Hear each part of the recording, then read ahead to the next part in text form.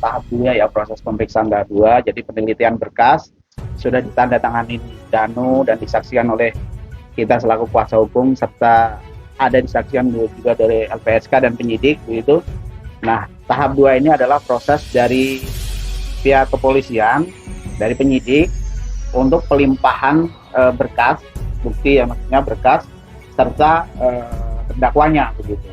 Jadi setelah proses ini nanti baru kemudian 1 atau 2 minggu biasanya nanti dibawa ke pengadilan untuk dilakukan sidang gitu. Nah, tadi alhamdulillah Danu juga titip pesan nih buat teman-teman wartawan, buat apa namanya yang telah mendukung Danu begitu, untuk tetap bersabar, untuk minta doanya Danu untuk bisa melalui proses ini dengan cepat dan baik gitu.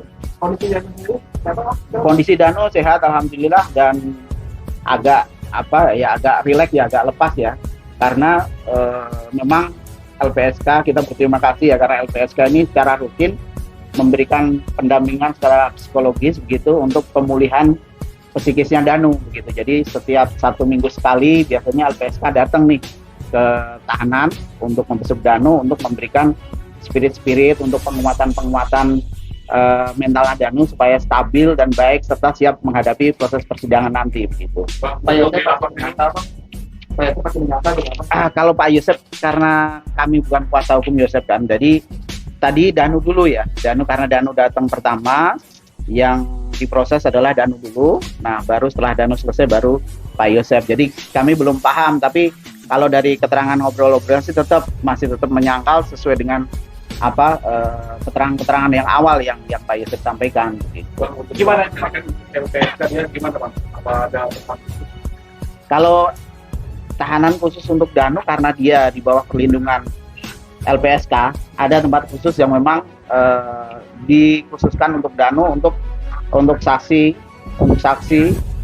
bagaimana supaya aman gitu, tidak terjangkau oleh orang umum gitu. Jadi sifatnya private dia memang. 3 tersangka lagi belum ditahan dalam kedua. Ya, kami berharap karena kemarin proses pra-peradilan sudah dilaksanakan dan pra-peradilan juga sudah ditolak. Kami berharap harusnya pihak kepolisian, dalam hal ini adalah kejaksaan begitu, agar segera melakukan penahanan begitu, karena kami yakin ini sudah lengkap gitu. Sini sudah sesuai dengan prosedur, bukti-bukti juga sudah cukup kuat, yang mana minimal 1 alat bukti, minimal 2 alat bukti maksud kami itu sudah dikantongi begitu loh. Jadi saya pikir mungkin ya, kalau kita berbaik sangkanya ya, mungkin setelah proses pemilu ini mungkin akan dilakukan penahanan. Harapan kami seperti itu, karena sudah jelas kok kalau menurut kami kenapa tidak segera dilakukan penahanan begitu. Dan itu juga bukan harapan kami saja, tentunya harapan dari keluarga korban, harapan juga dari masyarakat Indonesia yang memang segera kedua tersangka ini untuk segera ditahan gitu. Kalau persiapan di pengadilan, karena bukti tadi kan, karena untuk P21 ini, jadi tahap 2 ini kan memang prosesnya itu kan memang semua keterangan Danu ini kan memang direview dari awal jaksa. Artinya ada konsistensi tidak yang keterangan yang dari awal diberikan Danu pada saat sampai sekarang gitu. Itu dicek lagi, direview lagi. Nah, ketika itu sudah tepat, sudah sesuai, nah ini prosesnya akan segera dilaksanakan. Dan Danu konsisten kalau saya lihat.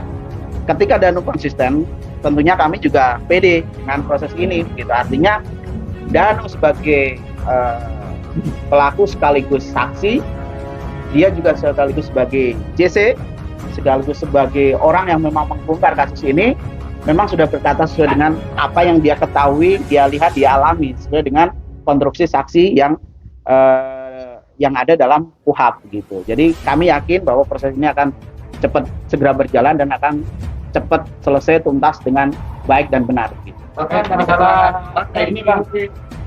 masalah 2 DNA, Danu sudah memberikan keterangan nggak? Kalau masalah DNA tadi tidak dibahas masalah itu ya, karena tadi hanya mereview tentang proses bagaimana tindak pidana ini terjadi begitu. Jadi kalau masalah bukti DNA itu kan kaitan bukti. Nah kalau kaitan bukti itu nanti kaitan di proses persidangan nanti. Bang, ini kan barang bukti golok yang disebut-sebut sebagai alat posisi kedua korban belum ditemukan. Gimana nih tanggapan abang? Kita dari keterangan dan kita menentukan Kalau Danu jelas menyebutkan bahwa alat untuk melakukan pembunuhan ini ada dua, pertama golok dan stick golok. Stick golok yang kecil maksud kami ya. Nah, ini kan sudah ada keterangan saksi disertai dengan petunjuk-petunjuk yang lain gitu. Nah, walaupun memang golok belum ditemukan ya sampai saat ini, tapi kan ada keterangan lain yang minimal yang disyaratkan oleh KUHP itu dua keterangan atau dua bukti yang persesuaian itu sudah dikantongi oleh penyidik begitu. Jadi tidak ada masalah kalaupun golok misalnya tidak ditemukan, tapi kan di situ ada uji labor atau tes DNA yang dilakukan oleh penyidik yang memang mengarah kepada siapa pelakunya ini dan sesuai dengan keterangan Danu yang diberikan di proses penyidikan itu. Harapan dari JC apa sih, Bang? Kalau harapan JC tentunya Danu ini kan sebagai orang yang membongkar ya. Orang membongkar bekerjasama dengan pihak kepolisian membuat terang dan jelas suatu perkara ini. Nah harapan JC Danu mendapatkan keringanan dari proses hukuman itu. Dan itu memang bisa diperbolehkan oleh undang-undang. sudah menjalani tahanan berapa? Dia dari tanggal 18 ya, 18 Oktober ya kalau nggak salah ya, sampai dengan sekarang 2023. Masih, Bang? Siap. Cukup? Cukup. Bang.